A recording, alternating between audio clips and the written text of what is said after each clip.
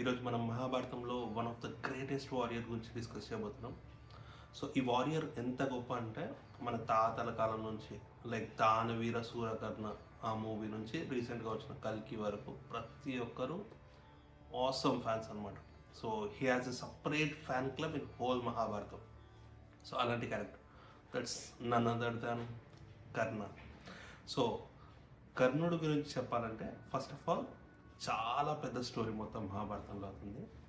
So మనం ఈరోజు అందులో ఒక 3-4 పాయింట్స్ డిస్కస్ చేద్దాం. సో కర్ణుడు దేనికి ఫేమస్? ఫస్ట్లీ ఫ్రెండ్షిప్కి, బికాస్ దుర్యోధనుడు అండ్ కర్ణుడు ఎలాంటి ఫ్రెండ్సో ఆ ఫ్రెండ్షిప్ గురించి గొప్పగా చెప్పుకుంటాం. సెకండ్లీ దాన గుణానికి, అందుకే ఆ టైటిల్లో దాన వీర శూర. సో వీటి గురించి డిస్కస్ చేద్దాం. So when it comes to friendship, firstly కర్ణుడు వాళ్ళ గురువు దగ్గర విద్య నేర్చుకొని రిటర్న్ వచ్చిన తర్వాత తన క్లోజ్ ఫ్రెండ్ అయిన దుర్యోధనునికి నాతో విద్య ఉంది, కానీ అవసరం వచ్చిన మెయిన్ టైం పీరియడ్లో ఇవేవి పనిచేయవు అన్న విషయాన్ని రివీల్ చేయలేదు.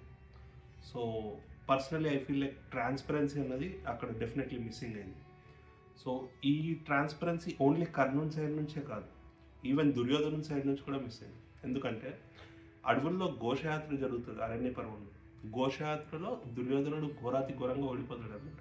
ఓడిపోయి రిటర్న్ వచ్చిన తర్వాత నేను ఇంకా బతుకుండను, నేను చచ్చిపోతాను అని అతను ఫిక్స్ అయిన టైం పీరియడ్లో ప్రాయోపవేశం చేస్తారని పాతాళ లోకం నుంచి రాక్షసులు వచ్చి ఒక కృత్యగా మార్చి తనని పాతాళానికి తీసుకెళ్తారనమాట. తీసుకెళ్ళి తనకేం చెప్తారంటే, అరే నువ్వు ఇట్లా డిసిషన్స్ ఏం తీసుకోకు, మేము కరెక్ట్ టైం వచ్చినప్పుడు మెయిన్ వార్ టైం పీరియడ్లో నీ క్లోజ్ ఫ్రెండ్ అయిన కర్ణుని లోపల నరకాసురుని ఆత్మను పంపిస్తాము అండ్ ఒక సపరేట్ గణాన్ని తయారు చేసి పెట్టాము, రాక్షస గణాన్ని.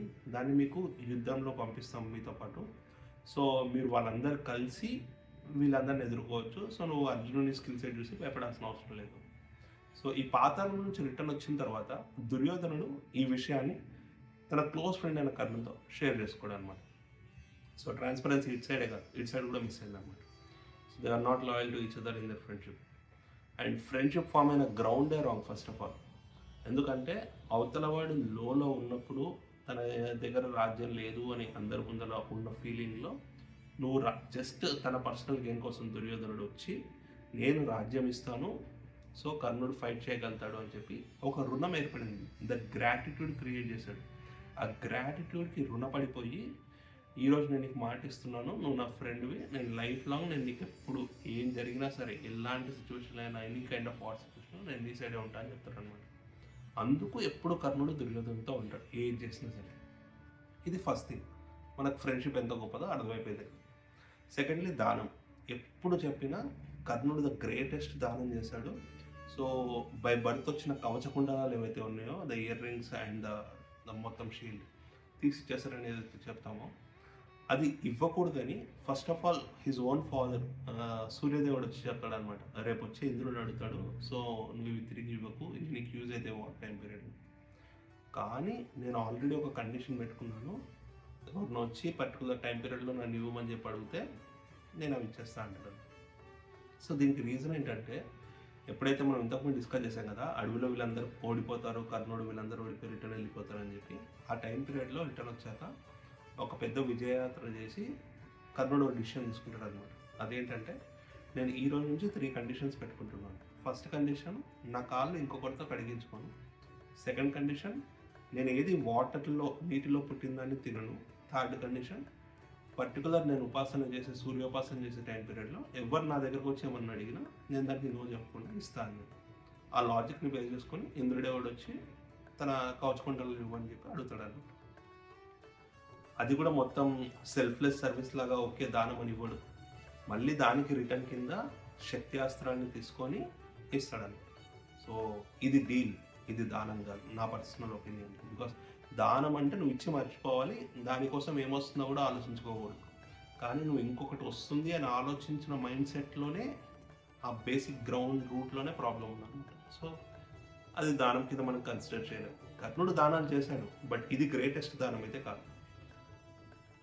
అండ్ ఇక్కడ మనం ఫ్రెండ్షిప్ గురించి చూసాము అండ్ తన దాన గుణం చూసాము. ఇప్పుడు వీరుడు అండ్ శూరుడు అని చెప్తారు కదా.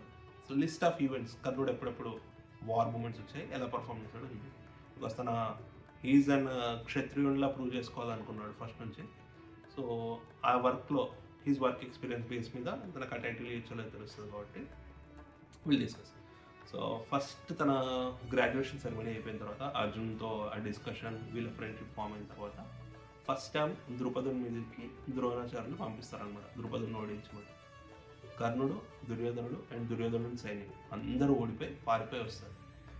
ఆ టైం పీరియడ్లో ఓన్లీ అర్జునుడు అండ్ భీముడు ఇద్దరే వెళ్ళి వాళ్ళని ఓడిస్తారన్నమాట. సో ఫస్ట్ డిఫీట్, ఓడిపోయాడు ద్రుపదించాడు. సెకండ్ టైం మొత్తం అడవులోకి వచ్చిన తర్వాత ఘోషయాత్రలో వీళ్ళందరికీ వీళ్ళ పవర్ చూపిద్దాం, మేము ఎంత లావిష్గా ఎంజాయ్ చేద్దాం చూపిద్దామని వచ్చినప్పుడు గంధర్వుడు అటాక్ చేస్తాడు.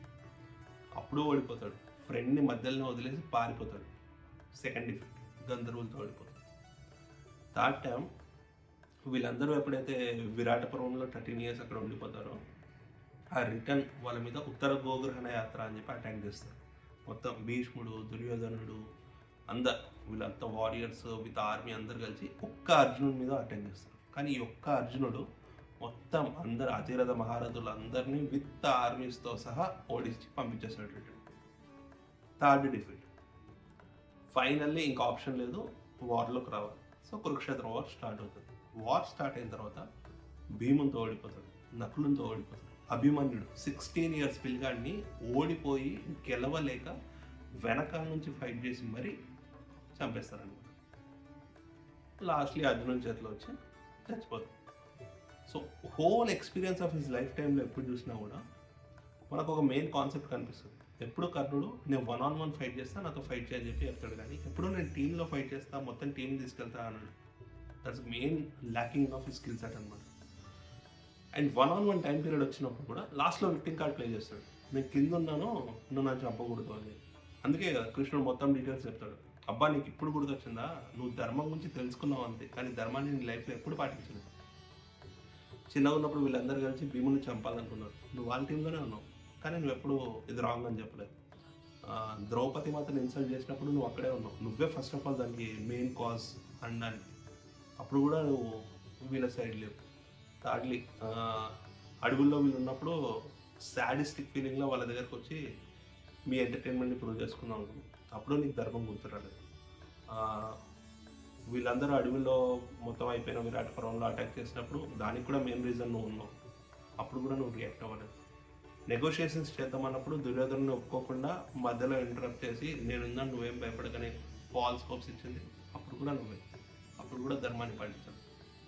ఫైనల్లీ యుద్ధంలో అభిమన్యుని ఓడించినప్పుడు కూడా నువ్వు ధర్మాన్ని పాటించావు. ప్రతిసారి పాటించను నువ్వు, జస్ట్ తెలుసు అంతే నీకు ధర్మం ఏంటి. నువ్వు పాటించినప్పుడు నీ ఆపోజిట్ వాడు నీ దగ్గర ఎందుకు పాటిస్తాడు, సో పాటించాల్సిన అవసరం లేదని చెప్పి కృష్ణుడు అర్జునుడిని చంపమని చెప్తాడు. ఇది ఓవరాల్ మెయిన్ పాయింట్స్ మనం సమ్మరైజ్ చేసి తెలుసుకుంటాం. ఇక్కడ డే టు డే లైఫ్లో మనం ఏం నేర్చుకోవచ్చు అంటే, personally first of all blind loyalty అనేది లైఫ్లో ఉండకూడదు. నీకు హెల్ప్ చేశాడు కాబట్టి, ఇప్పుడు దుర్యోధనుడు కర్ణుడికి హెల్ప్ చేశాడు కాబట్టి నువ్వు రిటర్న్ హెల్ప్ చేస్తే అయిపోయేది. ఎప్పుడన్నా నీకు అవసరం వచ్చినప్పుడు చెప్పు, నేను ఫైట్ చేస్తాను అని. కానీ అలా కాదు, లైఫ్ లాంగ్ నేను నీతోనే ఉంటాను, నువ్వు చేసే ప్రతి పనిలో సపోర్ట్ చేస్తాను అని చెప్పి it was not even necessary అని అతను అడగలేదు కూడా. సో నువ్వు ఇచ్చావు, ఆ ఇచ్చి దానికి రుణపడిపోయి ఇప్పుడు దాన్ని గ్రౌండ్ ఎస్టాబ్లిష్మెంట్ క్రియేట్ చేసావు కాబట్టి దానికి సపోర్టింగ్గా ప్రతిసారి వాటి చేసిన తప్పులన్నిటికీ సపోర్ట్ చేసుకుంటూ రావాల్సి వచ్చింది. సో బ్లైండ్ లాయల్టీ అనేది main thing. Secondly insecurity feeling and identity crisis. ఎప్పుడూ అర్జునుడిని చూసి ఇన్సెక్యూర్గా ఫీల్ అయ్యేవాడు.